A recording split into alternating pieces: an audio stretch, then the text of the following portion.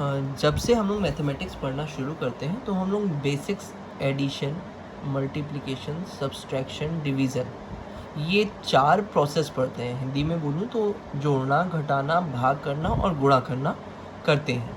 लेकिन जब हम लोग आगे सीनियर क्लासेस में आते हैं तो हम ये जानते हैं कि ये सभी प्रोसेस करने के लिए एक सिस्टमेटिक रूल होता है, जिस रूल को हम लोग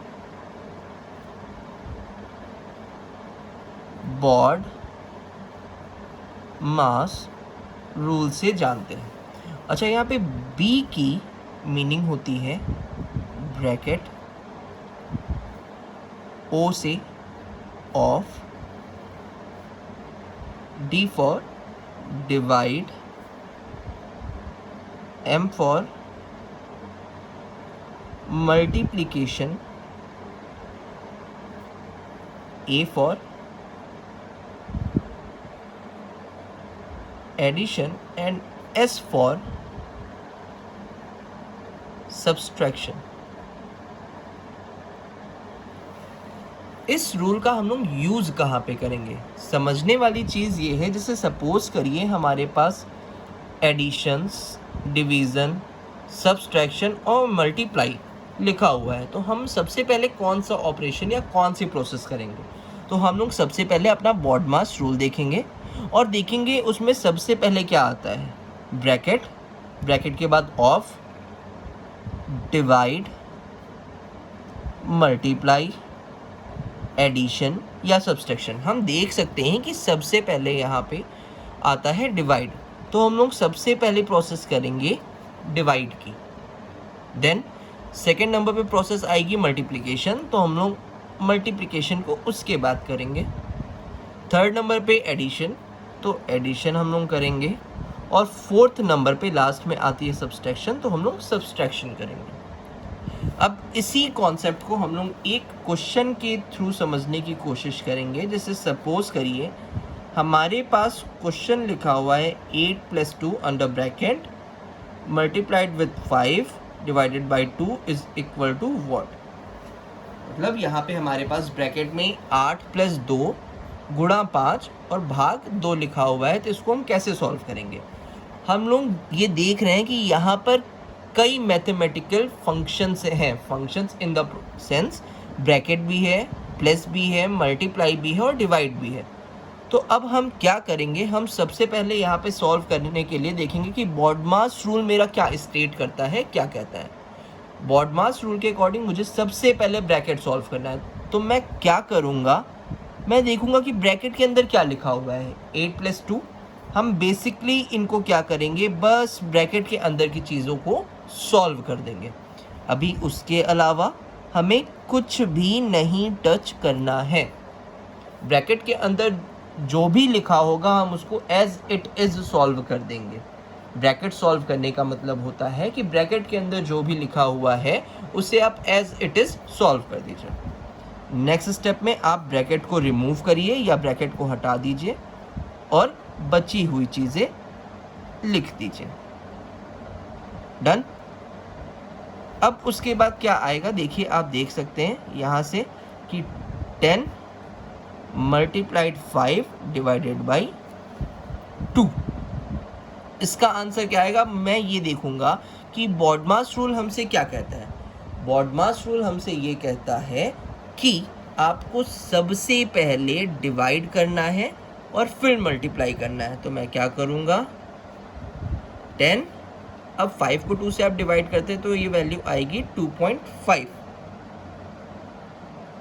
और जब आप इसको मल्टीप्लाई करेंगे तो आंसर आएगा 25।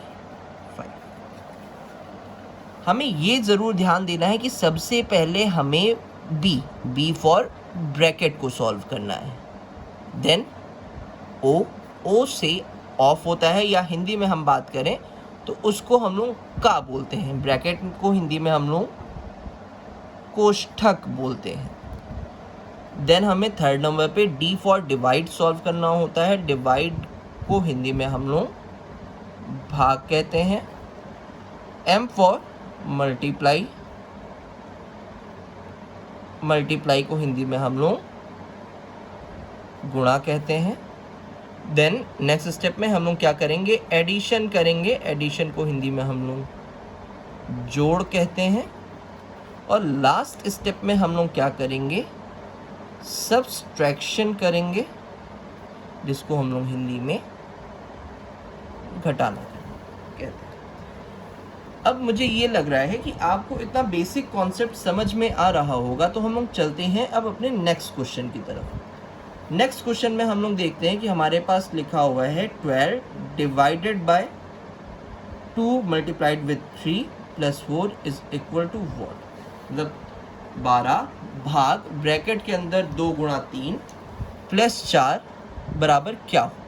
अब मैं देखता हूँ कि हम लोग के पास रूल क्या है, BODMAS। सबसे पहले मुझे क्या करना है, ब्रैकेट को सॉल्व करना है। तो मैं पूरी इक्वेशन को सेम लिखे रहूँगा, बस ब्रैकेट के अंदर जो है मैं उसे क्या करूँगा, सॉल्व करूँगा। 2 मल्टीप्लाइड विद 3, आंसर कितना आ जाएगा, 6। मैंने पूरी इक्वेशन को एज इट इज़ लिखा। अच्छा, इस तरह के क्वेश्चन सॉल्व करते समय हमें ध्यान में ये रखना है कि मैं एक स्टेप में केवल एक ही कैलकुलेशन करूंगा, दूसरी कैलकुलेशन नहीं करूंगा।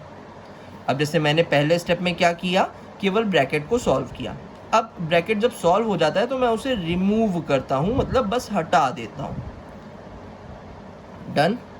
अब उसके बाद मैं देखता हूं कि रूल क्या कहता है, BODMAS। यहाँ पे मेरे पास क्या है, एक डिवाइड है, एक एडिशन है। मैं देखूंगा डी और एडिशन में पहले कौन सा आता है, बिल्कुल मैं वेरीफाई करूंगा, डी आता है। तो पहले मैं डिवाइड करूंगा, तो 12 डिवाइडेड बाई 6, आंसर आ जाएगा 2। मैंने एक स्टेप किया और सेम इक्वेशन को आगे कैरी फॉरवर्ड लिख दिया। अब केवल एक ही प्रोसेस बची है, तो मैं 2 + 4 को ऐड करूंगा और आंसर 6 लिख दूंगा। सिमिलरली एक और क्वेश्चन हम लोग करते हैं इसी टॉपिक पे, जिससे आपका ये कॉन्सेप्ट कुछ स्ट्रॉन्ग हो जाए। नेक्स्ट क्वेश्चन है 5 + 3 multiplied with 6 - 4 in bracket square. अब इसका आंसर क्या आएगा, देखिए हम सबसे पहले क्या करेंगे, फिर से रूल पे जाएंगे, BODMAS। सबसे पहले क्या होता है, ब्रैकेट। हमने अपनी पूरी इक्वेशन को वैसे ही लिख देना है, बस ब्रैकेट के अंदर जो लिखा हुआ है उसे सॉल्व करेंगे। अब 6 - 4 क्या होता है, 2 स्क्वायर। डन। अब मैं ये देख रहा हूँ कि 2 स्क्वायर, अब स्क्वायर का मतलब क्या होता है कि सेम नंबर को उसी नंबर से मल्टीप्लाई करना। तो ठीक है, मैं 5 + 3, अब 2 का स्क्वायर क्या होता है, मुझे बहुत अच्छे से पता है कि 2 का स्क्वायर होता है 4। नेक्स्ट स्टेप में मैं क्या करूँगा, अब मैं ब्रैकेट को हटाऊँगा, तो ये वैल्यू आ जाएगी 5 + 3 × 4। अब आपको ऐसे जगह पे क्या करना है, फिर से अपने BODMAS रूल पे या BODMAS रूल पे जाना है। अब यहाँ पे आपके पास साइन क्या है, एक एडिशन है, एक मल्टीप्लिकेशन है। आप चेक करेंगे BODMAS रूल में कि पहले क्या आता है, मल्टीप्लिकेशन आता है कि एडिशन आता है। आप देख सकते हैं कि पहले मल्टीप्लिकेशन आएगा, तो आपको क्या करना है, पहले मल्टीप्लाई करना है। तो 3 मल्टीप्लाइड विथ 4, आंसर आ जाएगा 12। अब लास्ट स्टेप में 5 + 12 इज इक्वल टू 70। मैं होप करता हूँ आपको ये कॉन्सेप्ट समझ में आया होगा, और यदि आपको ये कॉन्सेप्ट समझ में आया है तो प्लीज़ इस वीडियो को शेयर कीजिए और चैनल को ज़रूर से सब्सक्राइब कीजिए। आगे हम लोग इसी तरह की ट्रिक्स और बेसिक वैदिक मैथ्स के लिए लेक्चर्स और वीडियोस बनाते रहेंगे। Thank you so much.